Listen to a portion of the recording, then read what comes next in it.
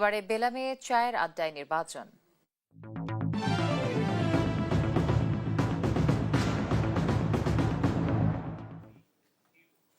শুরু হয়ে গেছে নির্বাচনী ঢামাডোল।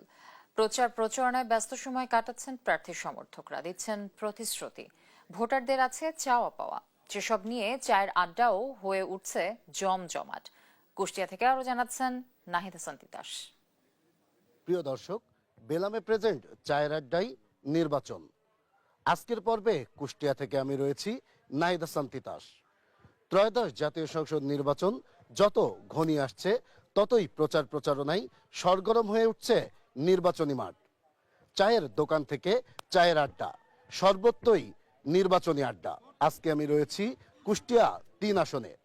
চলুন যুক্ত হওয়া যাক সেই আড্ডায়। কেমন প্রার্থীকে ভোট দিতে চাচ্ছেন? যে প্রার্থী আমাদের দরজায় এসে কড়া শুধু ভোটের সময় নাড়বে না, সব সময় নাড়বে, এই ধরনের প্রার্থী চাই। দিবগত 17 বছর আমরা ভোট দিতে পারি নাই। ভোটের জন্য আজকে দাঁড়ে দাঁড়ে বেড়াচ্ছি। ভোটের পরেও যদি এরকম যাতে দাঁড়ে দাঁড়ে বেড়াই, এইরকম আমরা একটা যোগ্য প্রার্থী আমরা চাচ্ছি।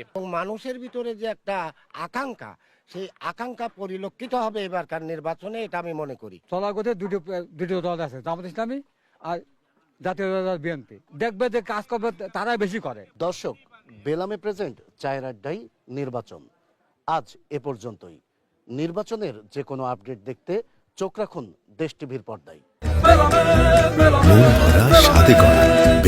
New Zealand Dairy, excellence in quality.